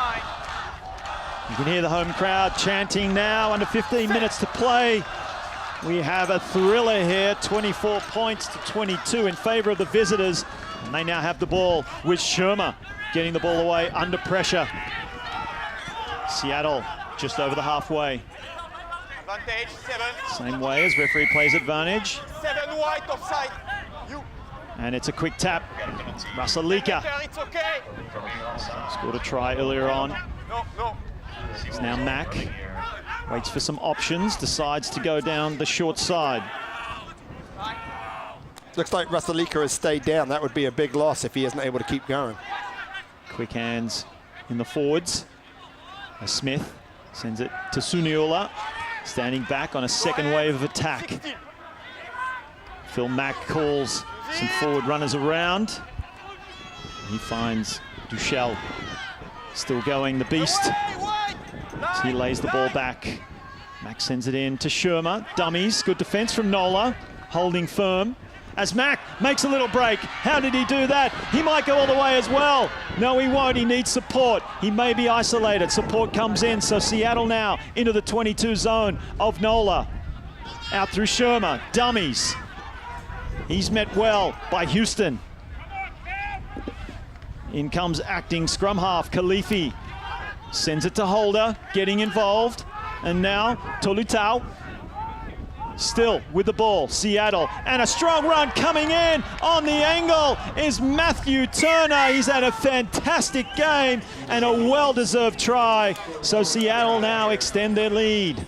So we go all the way back to that scrum at the center where Sullivan lost it, and we end up down here. And you can see here some great ball presentation, but Phil Mack does that so well, attacking right off the edge. Beautiful run by Matt Turner. It's one of the hardest things to coach, is to hit a hole off the ball. Difficult to defend because you can't adjust when the player comes in, and you can see the bench of Seattle. They might be tired, they might be hot and sweaty, but they're saying, hey, this is the game that we can have. And this kick puts it it means 2 scores. So it's a big kick, but the way Smith has been kicking, I think he'll be able to put that one through. But I come all the way back to that scrum, and I look at that and I say, almost an unforced error, although the work that Phil Mack did was great. That was a momentum changer. And so here we are now. NOLA find themselves under the posts again, and they're talking about what they need to do. They just need to hold on to the ball. Kick is successful. And takes the score out to 31 points to 22. And talk about the modern winger, Pete Steinberg. Gone are the days of the winger just being the fastest on the field, just standing out and waiting for the ball to come to them and finishing off the try. They come in looking for work like Turner there, coming in from their weak side. So valuable for a team when the winger is looking for work and taking pressure off. They should be the fastest player. That's right, that's right. I mean, really great wingers want the ball. So in the modern game, the coaches say, go get it. Doesn't matter where you are, go get the ball. And Turner did that beautifully. Remember, he normally plays fullback, which is a striking position, and he struck right through there. Oh, Mack just takes his eye off it, and it'll come back for a knock on. So wow. That opens the door for NOLA. So NOLA, I think, probably have some of the best kickoffs of any teams I've seen in the MLR. Normally it's short, they put it up high, they're really able to contest. But that was an unforced error by a very experienced player. Well, he isn't the captain, but he's the player coach. He's really going to struggle at the film this week when he shows that, and he has to give himself the opportunity. Again, a scrum. So the last scrum they had was really solid, but Sullivan really struggled. I think they're going to go to the right again because they can put Younger in space, and they've got Taylor Howden out there. You go to the right because of the defensive scrum half is on the left. So another solid scrum. We'll see what they can do. NOLA with the ball. Youngit puts it down. Wow, this game is getting a little sloppy. Lots of opportunities. The pressure, the heat, the humidity really having an impact. I'm telling you, Pete, might not look like it. It's dry conditions. It's not raining, but sometimes when it's humid and it's sweaty, that ball can be a bar of soap. And it can. It comes right out here. He just took his eyes off it, but it's a hard pass. Again, that pass from the base as a number 8 is a very position-specific skill. John Sullivan is normally a flanker, and there he is really struggling to get the ball away. And so you can see, look at the temperature and the humidity here. There's a bit of a breeze, and when the clouds come over, it's bearable for us, but for the players it's really, really tough. And so you can see Ollie Khalifi, who I think has had a great game and has lasted 70 minutes, which is a long time for a prop in this heat. He's come off. But again, we'll see if that helps NOLA's scrum. Let's have a look now as Mack feeds the Seattle scrum. Heads down the short side through Holder. Little shove there by NOLA. That might be something good for them to look forward to for the last 10 minutes of the game. Bordering offside in defense there, NOLA. Putting the pressure on the kick. It goes high, straight down the throat of Michael Basker. He dummies, takes it to the line. Might have lost it there in the tackle, but the referee was right there. So it'll come the same way for NOLA Gold. It's a big charging run from Bursic, and don't the crowd love it? That's what they came to see. So penalty advantage here for NOLA. That means they can really go for it, move it wide, see what they can do. Youngett digs in, gives it to Howden, to the replacement, Falcon. Ball comes back quickly, Youngett looks to snipe, finds Houston. Ever-present Houston in support. And that ball just slips out the pass. That's a long advantage, and it'll come back to the penalty. So, again, NOLA, when they hold on to the ball, they can do really good things. They put pressure on Seattle, and the referee played a long advantage. They weren't able to take it, but here, kick to touch, use your drive, get another try, and you're back in the game. Trailing by 9 points. They need 2 scores, and they don't have a good kicker on the pitch. So far, the missed kicks are actually the difference in the game here. Yes, we thought that early that might come back to bite them.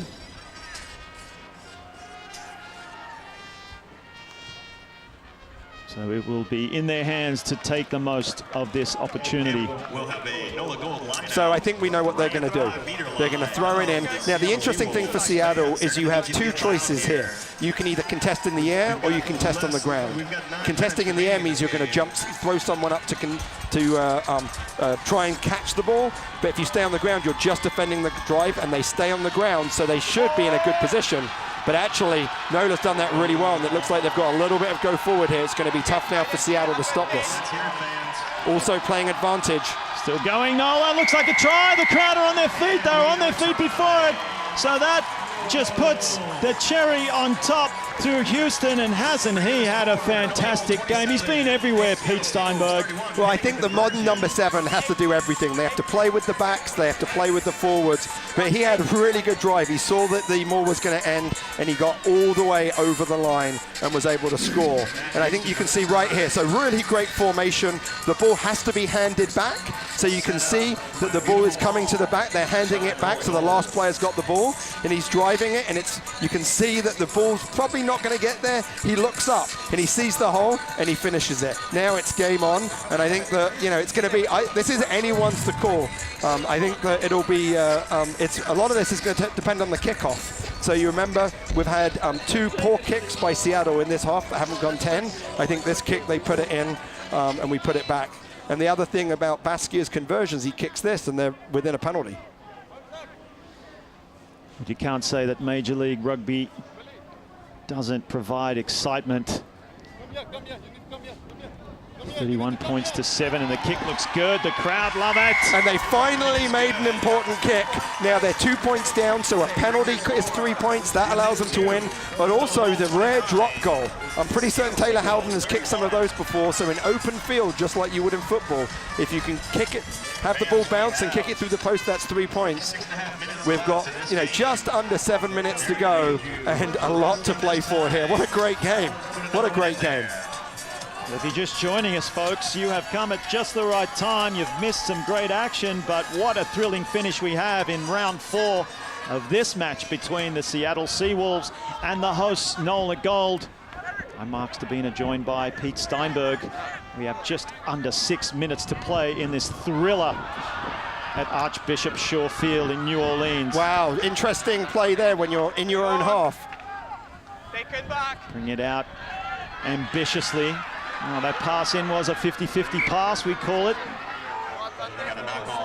So this is where your substitutes who don't get as many reps throughout the game really struggle.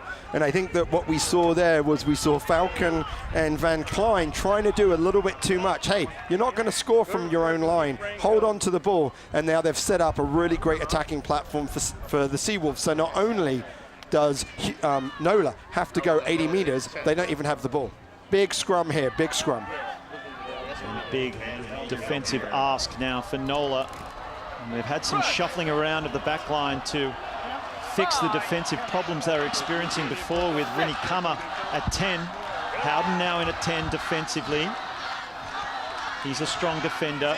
Let's see if they can hold out Seattle as they drop it back on the inside to the replacement, Sampson. Better defense there in the middle 3. by NOLA. That's what they're going to need to do. Kellen Gordon gets a touch as Phil Mack brings it down the short side. That's John Hayden, front row replacement. Into the middle with a flat-footed Shermer. Easy pickings for NOLA Gold as they head the same way. Suniula, the beast, Eric Duchel, as we see some rain coming down now. Humidity reaching 100% here in New Orleans. And that ball is dropped, so NOLA will get the ball back with the scrum feed. 2 points adrift, under 4 minutes to play.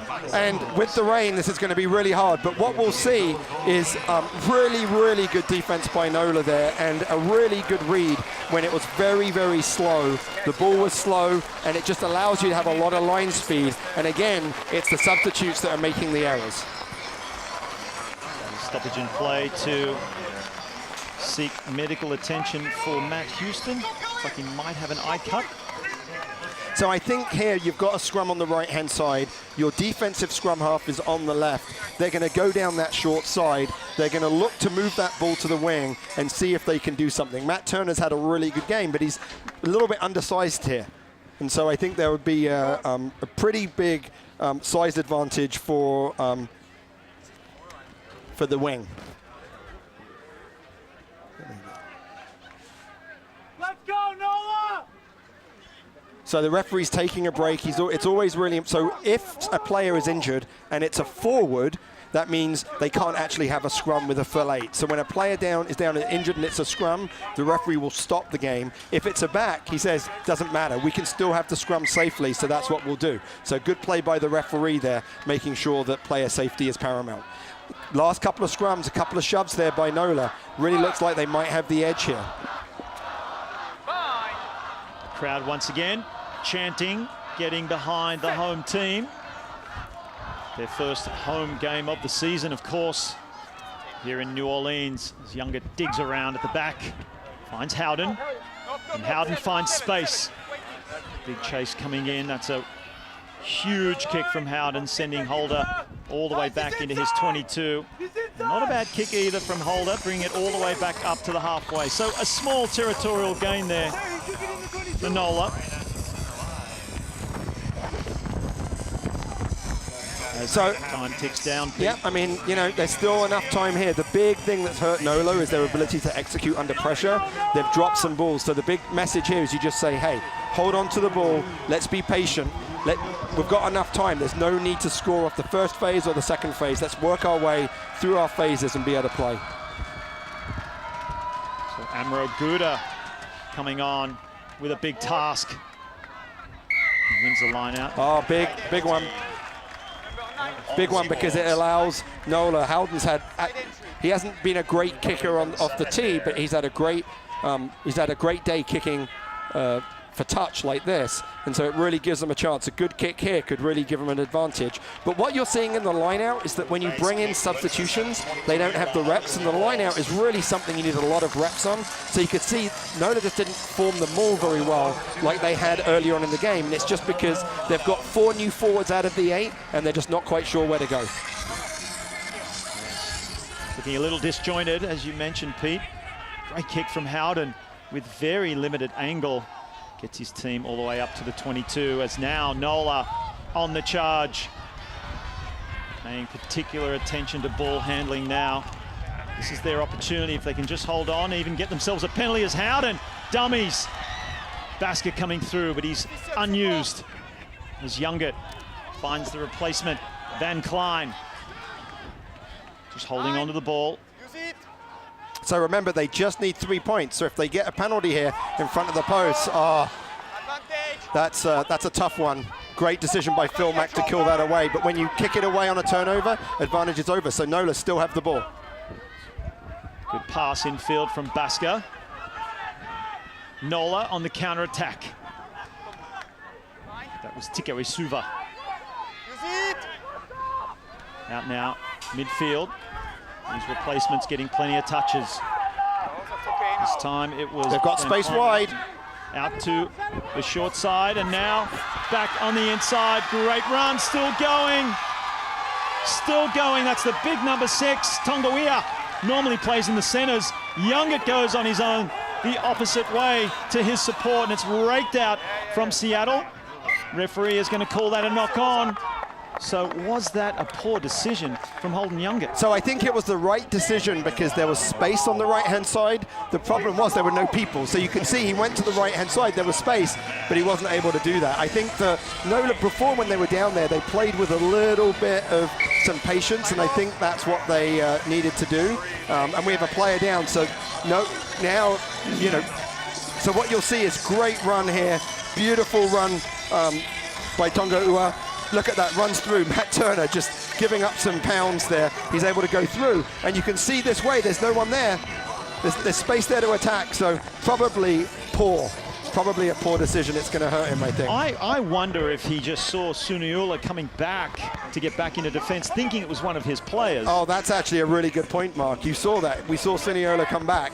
So, you know, the our clock is running, but actually the referee's clock has stopped. So I think we actually have about 30 seconds to go. So the interesting thing at rugby is the game doesn't actually end when the clock hits 80. The game ends when when there's a stoppage in place. So right now, all the Seattle have to do is they have to win the ball, take it through a couple of phases until the time is up, and they'll be asking the referee, how long, sir? And even during the play, we might hear Phil Mack say, is it time, is it time? And then as soon as the referee says it's time, Seattle can kick it out and the game's over. Wow, the crowd are on the edge of their feet. We're on the edge of our seat as well. NOLA, the home crowd, is chanting for their home team. The dying stages of the match. They trail by 2 points as Sherma brings it out. Slippery conditions now as the rain begins to fall. Some strong tackles could force a turnover, and that's exactly what NOLA will be looking for. They counter-ruck. So they'll keep it really tight. You can see all the forwards around the ruck, no passes, just picking and going, right, and just being able to just hold on to the ball. They don't want to have any passes. Being very tactical right now. Seattle will take some strong tackles from NOLA to come in. Referee just said next time. Comes back. This might be it. Have they held on to their narrow lead? Well, what's going on here, Pete Steinberg? Well, so I think what happened is that Smith kicked it out. Howden gave him a little bit of a shove right after his kick, and then I think it was Makasini that came in and tried to make something of it. So I think the referee's going to say, hey, separate it. He'll have a quick talk with his touch judge, find out if touch judge saw anything. But I actually, you know, man, I don't know. It could be. Is that the last one? Well, let's have a listen. Captain. That's a late tackle. Yes. So he called Howden for the late tackle. It's going to be yellow card, but it's not going to matter because all they have to do is to tap the ball. So you can see right here, he kicks it and then just gets the shoulder. I mean, it was, okay, so it may not have been late, but it was high and he didn't wrap. So there were two other things. I'm not sure that Howden, I think he was just frustrated for the game. He probably felt like this was a game they should have won. They had the opportunities to win. But let's be fair to the Seawolves. They've fought back in every game. They're a tough team to play, and here they are. They went 2-1, and New Orleans go to 1-2. Wow, that's heartbreak for the home team. New Orleans going down 31 points to 29 over the Seawolves. We're going to take a break. Don't go anywhere, folks, as we wrap this game up. Seattle 31, NOLA 29.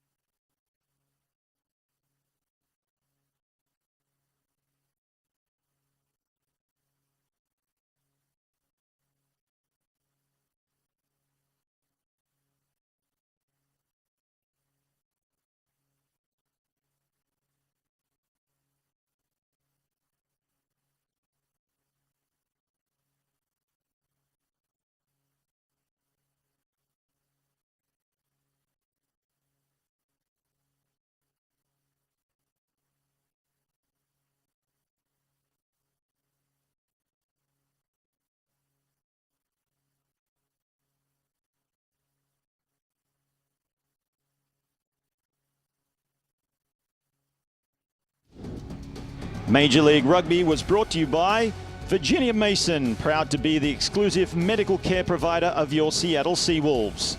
BECU, proud to support the inaugural season of the Seattle Seawolves. BECU, you own it.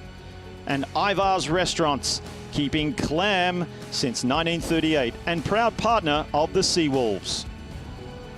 You don't have him. Well, we are back. A thrilling finish here for Major League Rugby round 4 in Seattle. The visitors, the Seattle Seawolves, take this one out, 31 points over the hosts, NOLA, with 29. And it's heartbreak for NOLA as they nearly won the game in the end, but it was the Seawolves that held on. So, on behalf of Pete Steinberg and the entire production team, I'm Mark Stabina bidding you farewell and good night.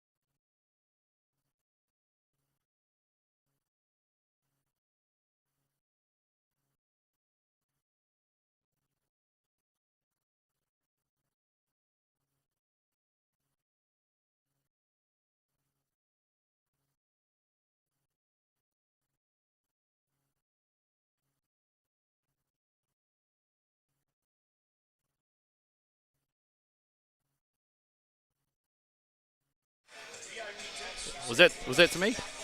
Okay, no worries. Thanks for having us, New Orleans.